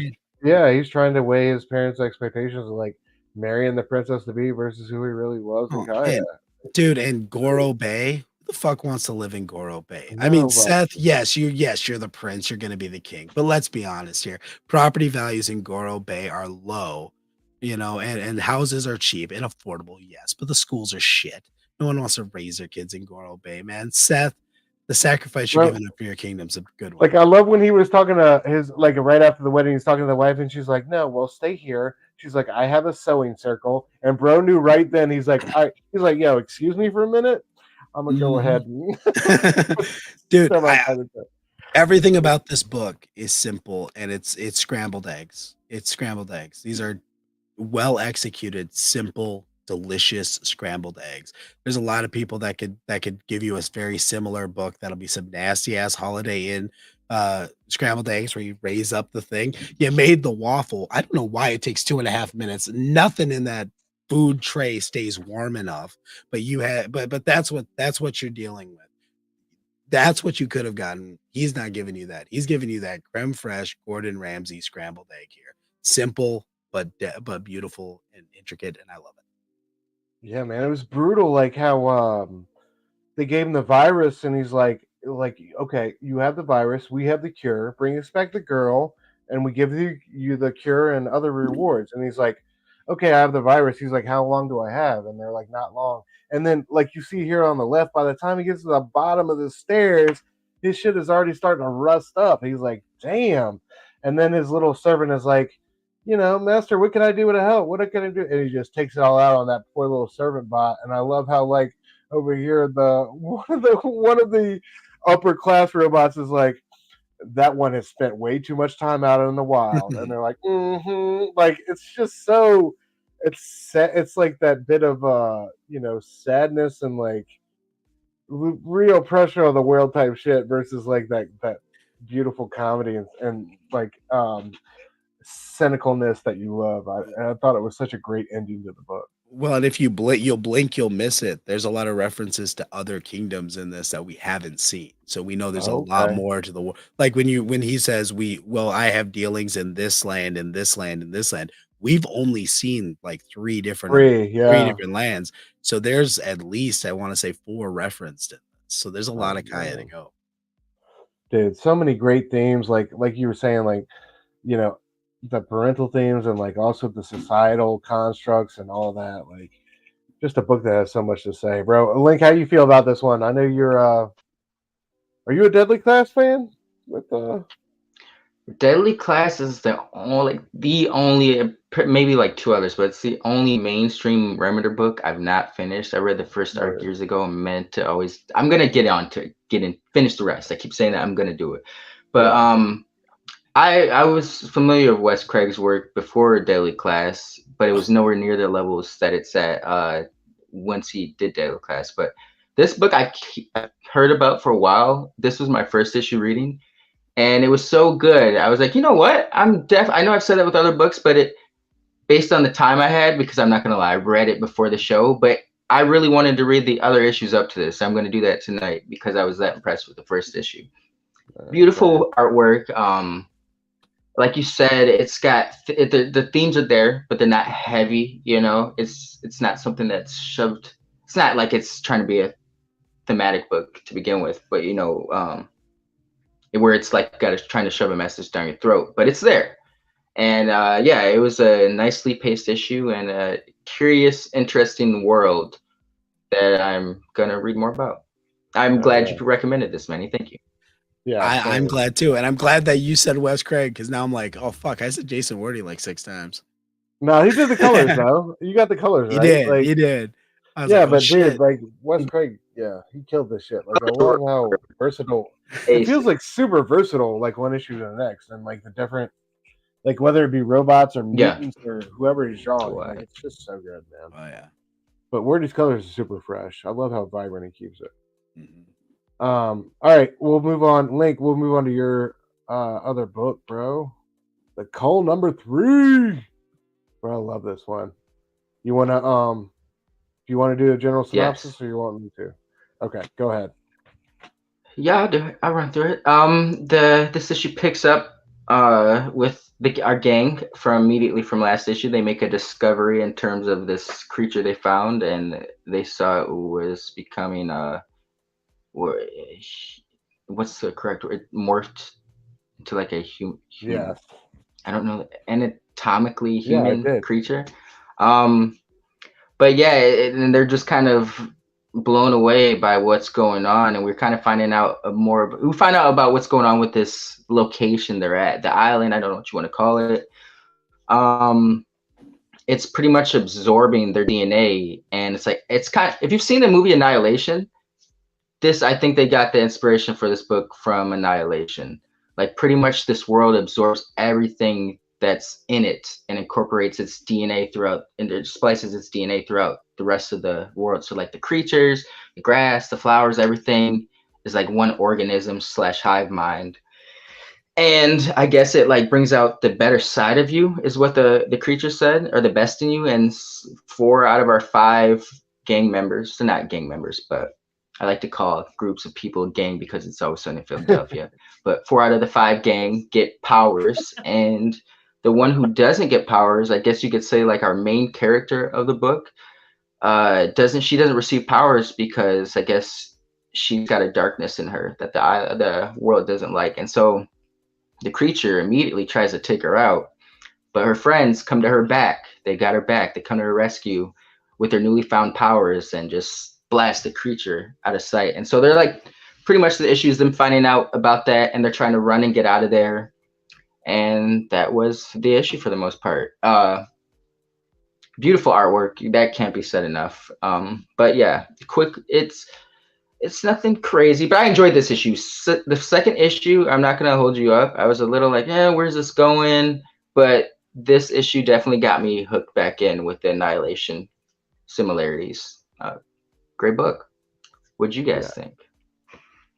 I completely agree with what he said. It's like the gang gets powers because, like, she's like, oh, y'all are pure and wild and free. She's like, let me, and the homegirl's like, wait, are we about to change? And she's like, oh, yes, I'm quite excited to see it. And you're like, oh, shit, what's about to happen? And then, one homegirl grows the ability to, like, make fireflies, and the other one gets fucking wings, and the other one gets, like, Superman eyes. And you're like, oh, shit. And, like, I love the wing. Yeah, that's beautiful, dude. Mattia de Ayuis on the artwork has been fucking killer. Like, not a miss panel or page. But yeah, so they're all getting powers. But yeah, I love how like they stick with their friend, because he's like, oh wait, I missed you in the beginning. You got darkness within you, and we're gonna cull that shit. I think, did they say cull for the first time? Mm-hmm. Yeah. So you're like, oh, you realize what's really going on, and this we cannot abide. And so it's like super freaky. Like it like opens up its mouth, yeah, and then homegirl like saves the day with her laser eyes, and then like they're on the run, right? And everything's chasing them. Like you said, she's like, oh, I can see everything. Oh fuck, they're coming.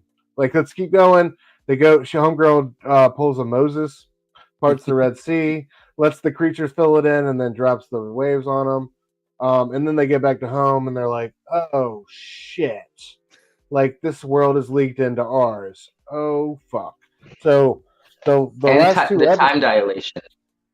The time dilation, yeah, good point. Like they say in like Interstellar, time here is faster than time in your world. So God knows how much time has passed.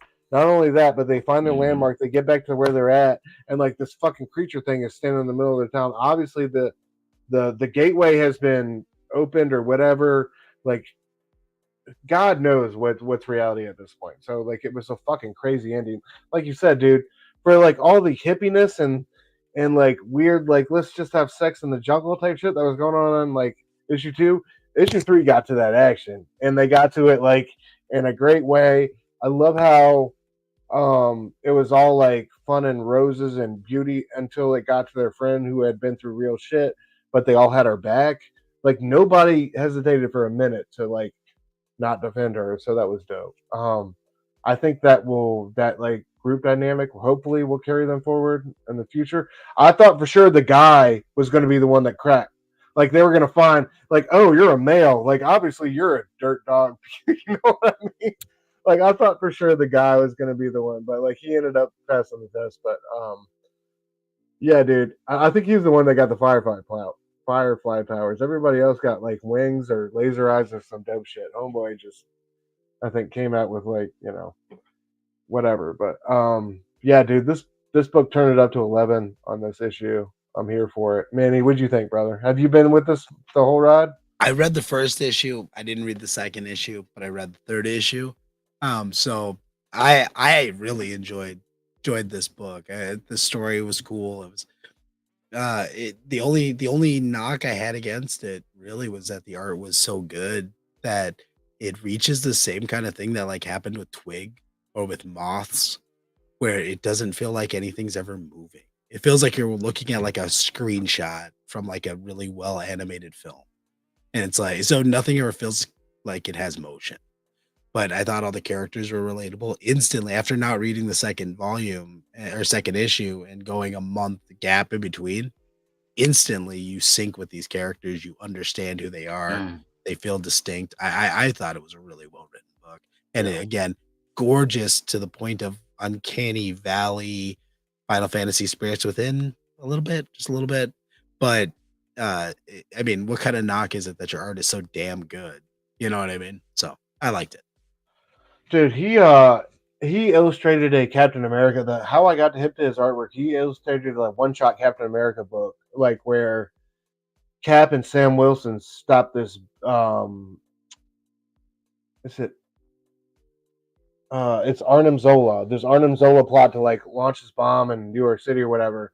But the artwork in there, like close ups of Cat sweating, like Sam getting surrounded with like all these laser drones. Like there's artwork and stills in that are just like just mind boggling, like good. So like when I found out that he was doing this with Kelly Thompson, I was super hyped.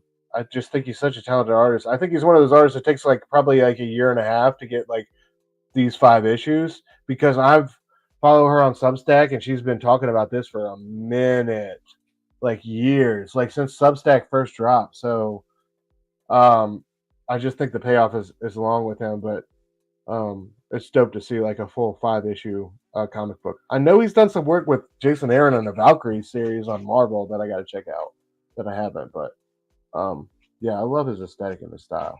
He's got he's got all the vowels. There's a coefficient. If you have a lot of vowels in your name, your artistic talent goes up. Thanks, Like, brother. Thanks. Hell yeah. All right. Since it's so late, let's just we'll do Fishflies another time. Let's get to the new comics we're looking forward to next week real quick and what we got going on in the PCP schedule. Nightwing on a pirate boat. I don't know what this is about, but it looks cool. We got Redondo back on artwork. World's Finest has been one of DC's best books, in my opinion, for quite a while. I haven't caught up on the last few issues, but the fact that Mark Waid's bringing Kingdom Come lore back into the mix, I'm here for it, dude. He teased some of that earlier in this run with Magog and that whole history, so I'm excited to see him get back to that. Of course, McKay's Moon Knight we talked about earlier. This is the last day. Something big's going to happen with the character. I forget who did this variant over here on the right, but I loved it.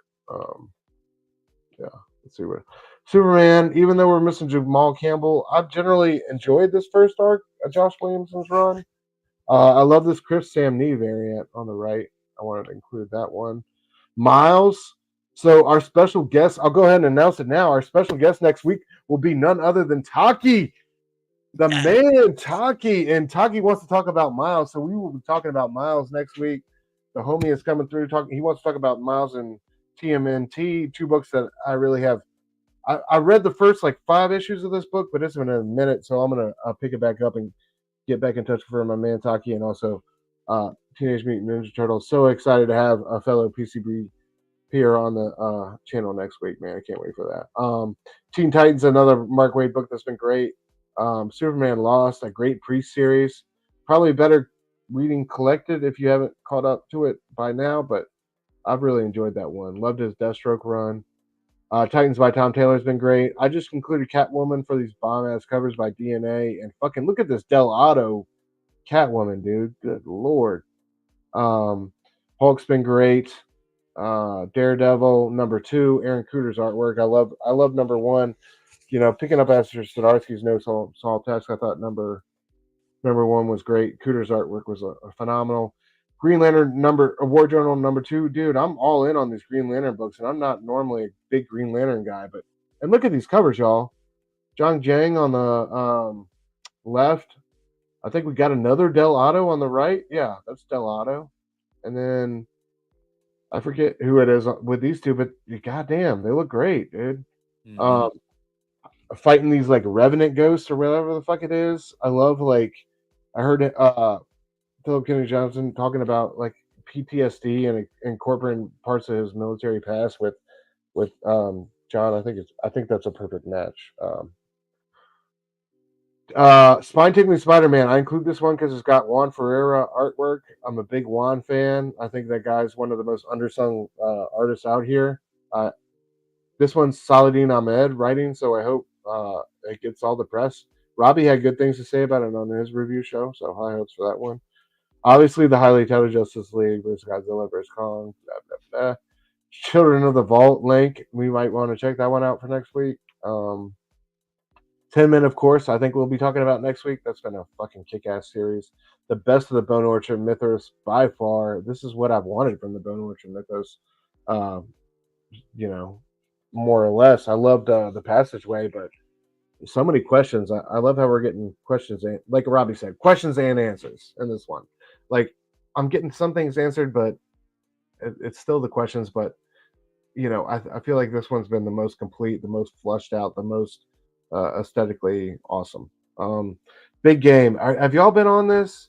I'm a Millar fan, but Manny, it's been good. It got to a point of absurdity in the last issue that like it can't be canon. Like there's just no way that this could actually be had. So you start thinking there's gonna be some timey-wimey shenanigans because it's gotten to like a point of gonzo where it's like there's no way this many main characters are dead from the Millarverse, so yeah. But it's good. It's really well written. It's like, okay, yeah. All right. Fair enough. Hell yeah. Local Man, dude, Tim Seeley, Tony Fleeks. I've loved that book. Of course, Mark Russell's Rumpus Room, #2. Always here for a Mark Russell book. Headless Horseman, heard good things about this one. I love this Magnolia variant on the right. That was Robbie's cover of the week. I'll always try to read like a spooky book a week when it's Halloween season. And this might be the one I pick up for this week. It just looks cool. And I'm fucking with the Dark Horse and the Indie Studios. Swan Songs #4, end of a sentence. What the fuck else do I have to say about W. Maxwell Prince? If y'all aren't reading some W. Maxwell Prince, what are you doing with your life, man? All the variants are banging. Even the Walking Dead, where look at the Swan, like, yo, just great, dude. I love. Anyway, the PCP schedule for this week. Geeks Unleashed has just dropped a new episode of their podcast on your preferred podcast platform. Check them out. Episode 138. They're talking about Blade, I think, on this one. It's Blade heavy, definitely, by the looks of it. Our boy Nick at Comic Culture on YouTube just dropped today his new comic book haul, and of course his FOC, which he does every week. Also, I think yesterday he wrapped up his Batman Year One, the last issue in that saga, the classic comic reread. So y'all make sure you check out our boy Nick. Nick's always putting out quality stuff, man. I love his Nick at Night reviews on Saturday. I look forward to those when I get off work and listen to those on the way home. Robbie, of course, had a fan-fucking-tastic conversation with the legend, the living legend, Rodney Barnes today. That heard earlier. Manny, I know you were in the live chat for that one. I know you heard some of that one. I was as well. That was great, dude. Finding out that he played a bouncer in Blade and fucking that extras didn't know that they were getting fake blood from and Robbie got that off in the first like fucking 5-10 minutes. I was like, yo, this is why Robbie's Robbie, and this is why I'm here for this shit. Great interview, dude. Oh yeah, the questions were fucking phenomenal for this one too. Robbie did his homework. It was a really good interview, and of course, Rodney Barnes just charming, personable. Seems like a dude you could hang out with. I like. Absolutely, man. I met him at GalaxyCon. Just like such a nice, fucking laid back dude. Yeah, I mean, I love Dan Waters, but dude looks like he just did a line in the bathroom before he came out. You know what I mean? And it's like I can't match that. I can't match that energy. Rodney Barnes looks like you'd walk into his house and he's sitting in the Lazy Boy drinking a beer and he's like, "Did you see this shit?" You're like, "Yes, I saw this shit, sir." You know, dude, I walked up to him at GalaxyCon and he was like mid eating through a sandwich. And like the first time I like came up to him, I did a round around because like he looked so comfortable eating his lunch, I didn't even want to fuck with him. Like that man is just, and like going up to him and talking to him is just like talking to. It was just so natural, dude. It's so much. It's different than so many. Some of those creators like try to keep that asshole energy or you know what I mean, this or that, or aware of their own ego. Like Rodney is never like that, dude. He's just so approachable. I love that guy. That was dope to see. Robbie killed it. All right, coming up tomorrow on 9 Eastern. Verno, is this the? I never saw your response, bro. I think this is the Exorcist movie that just got released that he reviewed with Robbie 1-on-1. I think it's him and Robbie talking about the Exorcist movie. I believe. And It's then the new one. okay, yeah, the new one, the Believer, whatever the fuck. Mhm. And of course, we got my boy Blame Fable. New showtime 3 p.m. Eastern on Saturday. It's gonna have Bronze Age Nerd. Hopefully, Nick shows up for work this time, bro. Good lord. Hopefully, it's not just him and Brother Joe, but we know our boy's gonna get it done regardless. Uh, of course, our boy Manny tomorrow night and Fable have the pitch battle. Manny, talk about the pitch battle real quick, bro. What we got Dude, going on? I am so excited for this pitch battle. So the way pitch battle works on my show is you come on and you pitch. And during that pitch, the audience is voting on which pitch they like the best.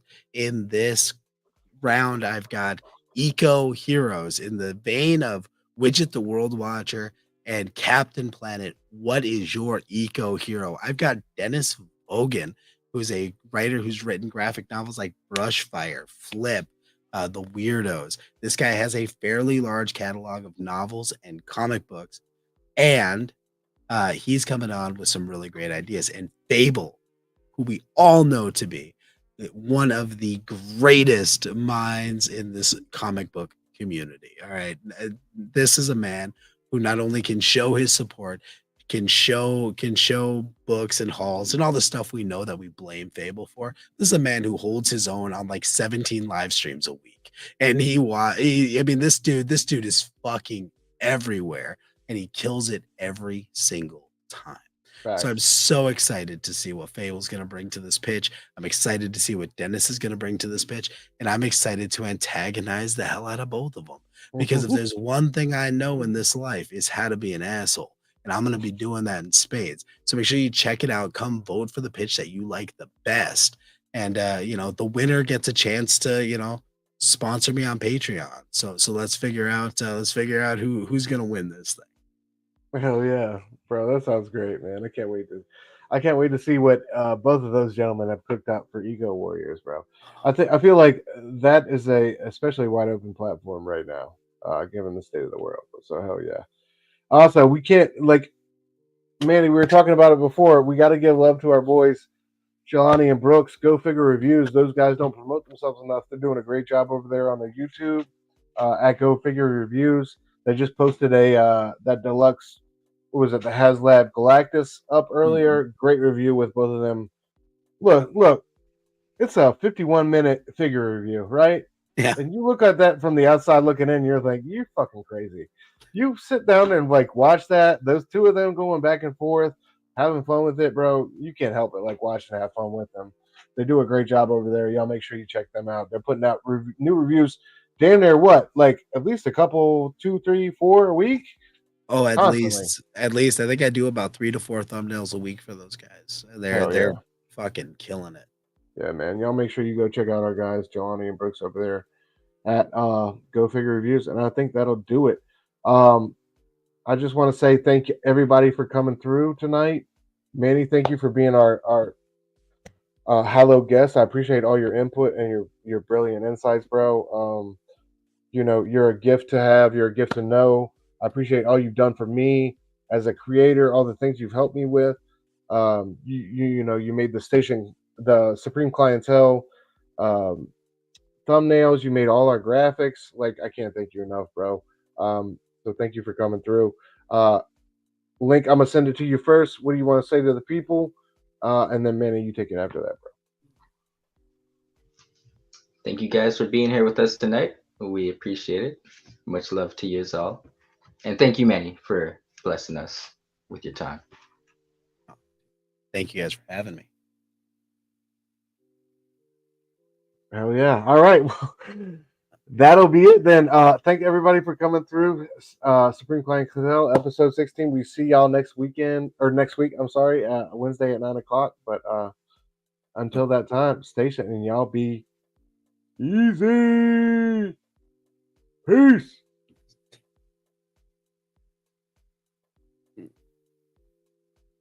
Say what? I think we're done, right? I hope we're done.